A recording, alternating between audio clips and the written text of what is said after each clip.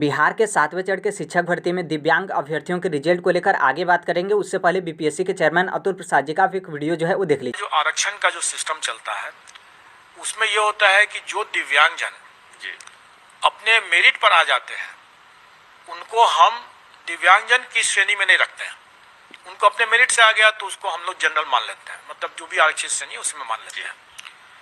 उससे क्या होता है कि दिव्यांगजन का वैकेंसी में खाली रह जाता है, क्योंकि हम उसको दिव्यांगजन नहीं माने क्योंकि मेरिट पर खुद आ गया वो। बिल्कुल। तो वैसी स्थिति में जो दिव्यांगजन का जो वैकेंसी खाली रह जाता है वो खाली रखना पड़ता है। और ये जो हमारे करीब 5-6 हज़ार जो कम हुए हैं उसमें से कई ऐसे हैं जो कि दिव्यांगता वाले वैकेंसी को हमको खाली रखना पड़ा है। इसका ये मतलब नहीं है कि दिव्यांग नहीं आए हैं, दिव्यांग तो अपने मेरिट पर कई आ गए हैं, लेकिन चूंकि वो अपने मेरिट पर आ गए हैं इसलिए उनकी आरक्षण कोटि को हमको खाली रखना पड़ेगा। आपने वीडियो जो है वो देखा होगा। उस वीडियो में उस दिव्यांग अभ्यर्थियों को रिजल्ट को लेकर जो है बोले। और ये अतुल प्रसाद जी का वीडियो कब का है? जब आपका बीपीएससी प्राइमरी टीचर का रिजल्ट जारी किया जाता है उससे पहले बीपीएससी के चेयरमैन की तरफ से प्रेस कॉन्फ्रेंस जो आपका रखा जाता है, तो उस दिन का आपका वीडियो है।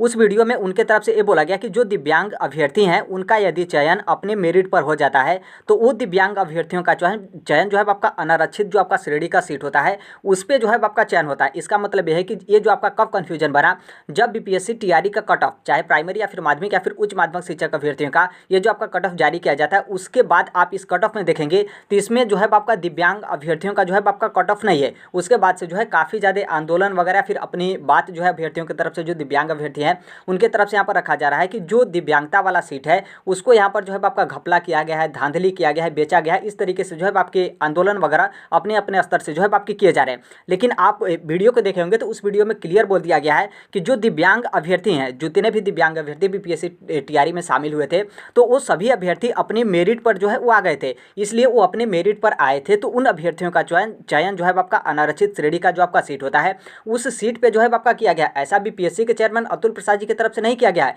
बल्कि ये जो दिव्यांगता का आरक्षण होता है उसके हिसाब से ही इसी तरीके से आपका दिव्यांगता का जो चयन होता है, चयन प्रक्रिया इसी तरीके से होता है। तो इसलिए उन दिव्यांग अभ्यर्थियों का चयन अनारक्षित श्रेणी के जो सीट है उस सीट पे जो है आपका चयन किया गया है। इसीलिए आप यहाँ पर देखेंगे तो जो दिव्यांगता वाला कट ऑफ है वो यहाँ पर डिसाइड नहीं किया गया है, क्योंकि जितने भी दिव्यांग अभ्यर्थी थे चाहे जितने भी जो आपका सीट था टोटल लगभग उनके तरफ से बोला गया था, आपने वीडियो में ध्यान से देखा होगा कि 5-6 हज़ार के लमसम जो आपका बीपीएससी टीचर का रिजल्ट है वो इस तरीके से जो है आपका कम हो गया है, क्योंकि वो जो आपका कम हुआ है उस सीट पर जो दिव्यांग अभ्यर्थी हैं उनका यहाँ पर जो है आपका चयन हो गया है। तो इस बात को जो है आपको ध्यान रखना है। बाकी यहाँ पर ये भी आप समझेंगे कि चलिए ठीक है, जो दिव्यांग अभ्यर्थी हैं उनका चयन जब अनारक्षित श्रेणी के सीट पर हो जाता है तो जो दिव्यांगता वाला सीट है उस सीट पे जो और दिव्यांग अभ्यर्थी जिनका कट ऑफ क्लियर है तो उस पर जो है आपका चयन किया जाए। तो देखिए इस तरीके से आपका चयन नहीं होता है। जैसे यहाँ पर उदाहरण के तौर पर ध्यान दीजिएगा, जैसे मान लीजिए दिव्यांगता का जो आपका सीट है टोटल, जैसे मान लीजिए आपका 4 सीट है और जो दिव्यांग अभ्यर्थी हैं वो अपना जो इनका मेरिट है,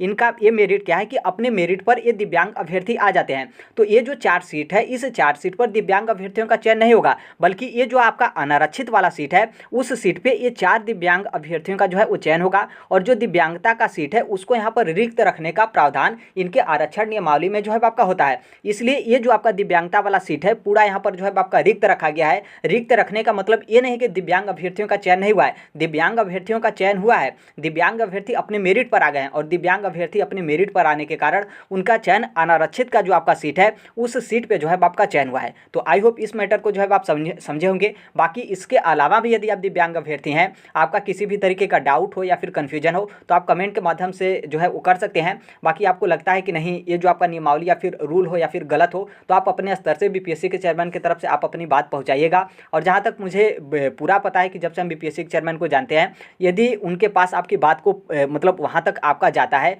और लगता है कि उसका समाधान निकालना चाहे तो पूरा हमें विश्वास है कि चेयरमैन की तरफ से कोई ना कोई किसी भी न किसी तरीके से उसका जो है आपका समाधान निकाला जाएगा। तो इसलिए इस बात को ध्यान रखना है। इसीलिए जो दिव्यांग अभ्यर्थियों का कट ऑफ है आपको यहाँ पर देखने को नहीं मिलेगा, क्योंकि जितने भी दिव्यांगता का सीट है वो सभी लोग अपने मेरिट पर आ गए थे और उन लोग का चयन अनारक्षित सीट वाला जो आपका जो अनारक्षित सीट था उस सीट पे उन अभ्यर्थियों का जो है वो चयन हो गया था। तो अभी के लिए यही अपडेट है। बाकी जो कोई भी आपका कन्फ्यूजन वगैरह होता है कमेंट के जो आपका कमेंट बॉक्स है उसके माध्यम से आप शेयर कर सकते हैं। पूरा कोशिश करते हैं, इधर उधर से ढूंढते हैं कि आपका जवाब जो है वो इस प्लेटफॉर्म पे राइट टू एजुकेशन सोनभद्र पे दिया जो है वो जा सके। तो अभी के लिए यही अपडेट है। बाकी मिलते हैं अगले नेक्स्ट वीडियो में, तब तक के लिए thank you, bye bye, take care, all best. Thank you for listening, God bless you all, thank you.